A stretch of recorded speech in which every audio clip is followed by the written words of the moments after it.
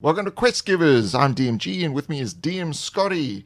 And this is going to be a page through of our module we did with Jeremy from TheDMGinfo called Harvest.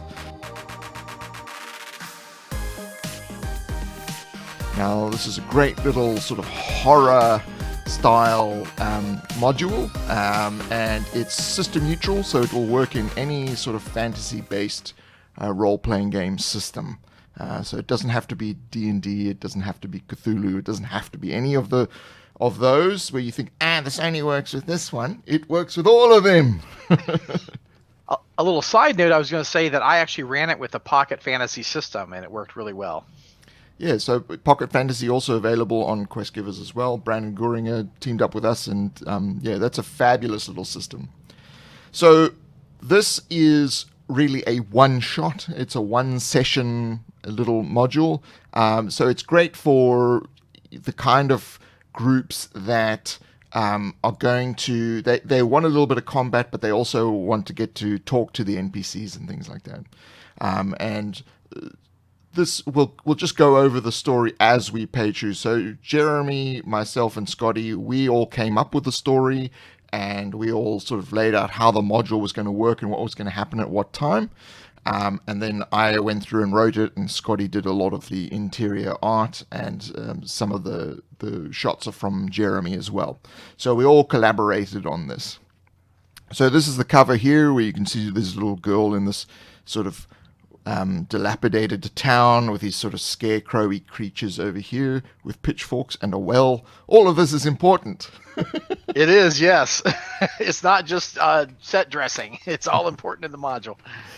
So we have our standard title page, which gives you all the things that you can just check if you want to page through to specific stuff. And then, as with most adventures, you begin in an odd tavern. Well, you don't really begin in a tavern. Where do you begin, Scotty? First you're kind of driven to this town by this massive storm, right? And you're seeking shelter, and the only light you see is this light in a tavern. And you go in the tavern, and it's not like the tavern you would expect, which is fun. It's really fun to do that with the players. They come in, and they see there are people in the tavern. There's somebody behind the bar. There's a fireplace going. There's some people sitting at tables. But as the players kind of, get the water out of their eyes and look around and begin to look and see what's in this tavern, they realize that the patrons aren't moving and that they're not real people. They're scarecrows. They're created people. Some of them better done than others, but it's really, the players come in, they're like, what is this? You're trying to figure out what this is. And by that time, that's when these children start emerging. So what is going on? Why? Yeah. See, the players are thrown into this mystery immediately. And as with most of our modules, we give you all the dialogue that the children will say. So if you ask specific children specific questions, they then talk to the players. So the players will get as much information as they ask questions. So it's vitally important that obviously, they ask questions, because they won't know what's going on otherwise, and they'll just, if they ignore the children, the module continues on without them.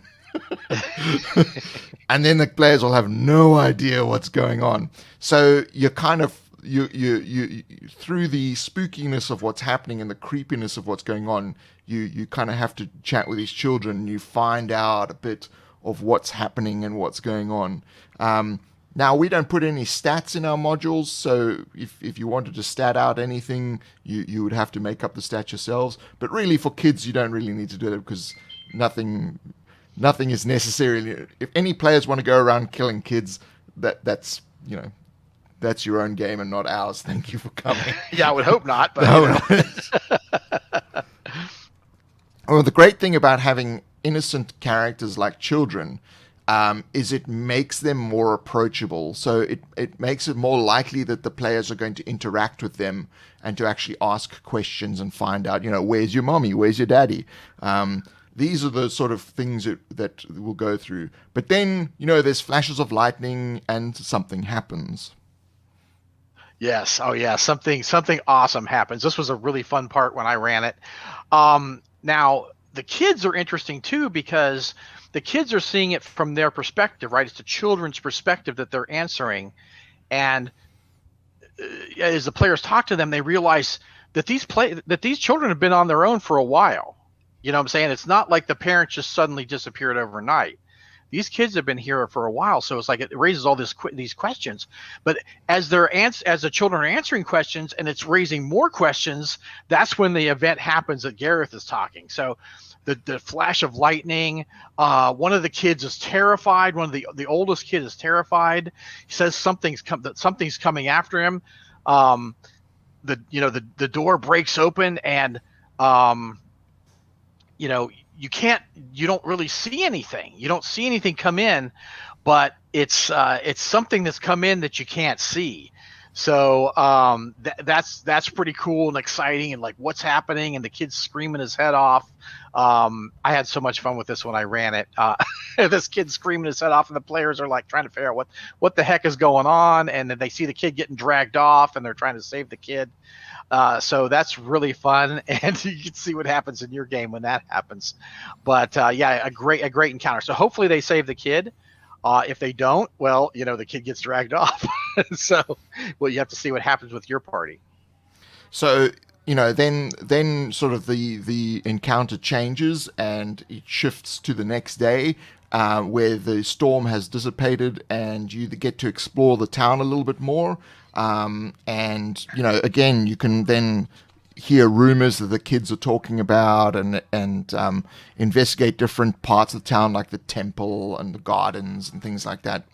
So there's plenty to sort of figure out what's going on and what is behind everything that's happening in this small little village, and why these kids are on their own, which to modern people is very disturbing. It is. And, there's a great little character named Fairy. She's this little girl, and she decided she's going to call herself Fairy.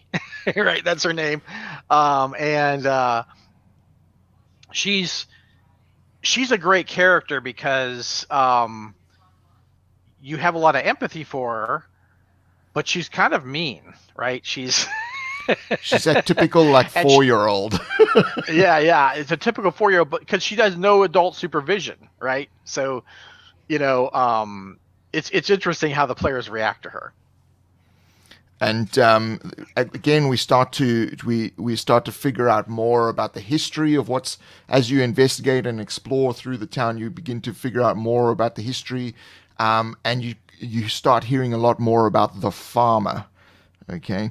Now the farmer is the big bad. Now you have no idea what the farmer is or who he is or what he's up to, but you can kind of glean from things that kids say and stuff that you look into and explore. You can kind of get some idea of what's going on. But all trails lead to the well in the center of town. But that's after the players investigate the temple. And the temple has a lot of interesting secrets. I'm not going to give them all away, but the temple should lead the players on the right track. That they'll kind of figure out what's happening here. What is all this going on, and how are these kids surviving? Without any adult supervision or parents. So that gets the players on the right track, and it ends up leading to the well. So, of course, being adventurous, you're going to go down the well. Of course. So, of course, this is, descent into the underworld, the typical kind of creepy tropes. Everything is very cool in this. And then you start to hear, who are these people? And you meet this guy. So, yeah. Scotty? Oh, sorry, go ahead. He's the crazy old man. He's the crazy old man in the cave, right? But he plays an important role because there's some good information you can get from him, but you got to cipher it from all the crazy, right? You got to figure out what is the crazy and what is what he's telling you, that can help you. I love this because we did a similar thing in the North Road, where this drunk character is telling the characters information, And if you're careful and you listen carefully to the crazy stuff he's telling you, there's good bits of information in there. So this guy is the same kind of way. It's the same kind of thing.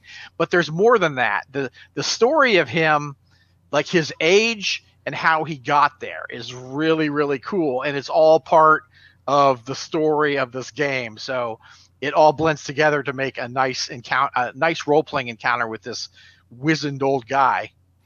And our philosophy is that you build worlds through NPCs. So it's not about a map.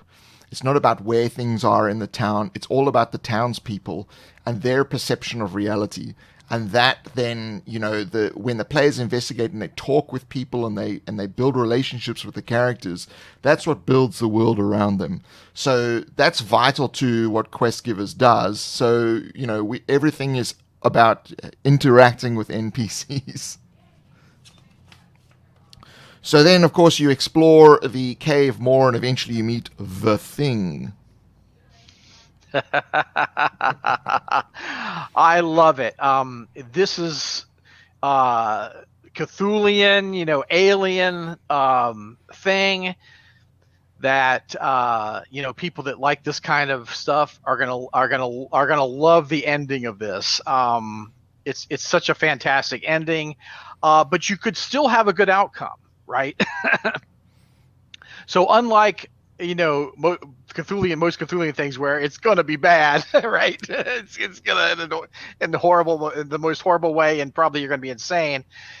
At least in this chance, you do have a chance to win. You do have a chance to not just win, but set things right and that kind of thing. So at least to a certain extent. So I really like that about that, but you still get that whole creepiness, alienness, ancientness, ancient horror. I love it. I love it, and it all makes sense when you get. That's cool. It's not just a fight that you get to the boss. It's like, haha, you've thwarted us so many times, and now we have reached you, and we will smite you. It's much more than that. It's the culmination of the story. It's like the aha moment. Everything that you've learned up to this point makes sense. And that makes the encounters, I think, so much richer. That kind of final encounter, especially for a one-shot, so cool. Like you had this cool ending. And whether you succeed or not, you had a great time getting here, It's a wonderful little module. I've run it twice, and each time, the way I do it freaks the people the hell out. Oh, you can. I was creepy as hell with this thing, man. I had them so freaked out. To a point where people say, "I'm never playing that again." But yeah, your group will love it, and you will too. It has a fantastic creepy vibe story that it's not the standard, go in and beat up the monsters thing. It's very Cthulhian, like we said, but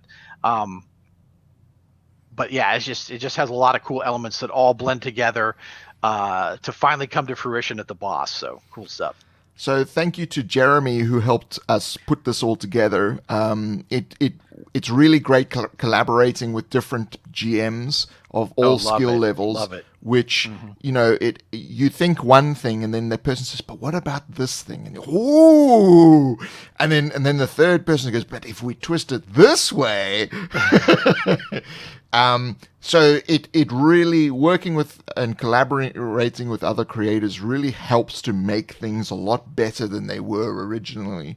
And I feel that really came through on this with Harvest. The kernel of the idea that originally came from Jeremy, and then we all massaged it into what is the story. It's a wonderful little module. Oh yes, and totally. I firmly believe it's one of those products that you'd be very happy having purchased. Agreed. And with that, thank you very much for joining us, and we will see you in the next page through of a Quest Givers product. See you next time.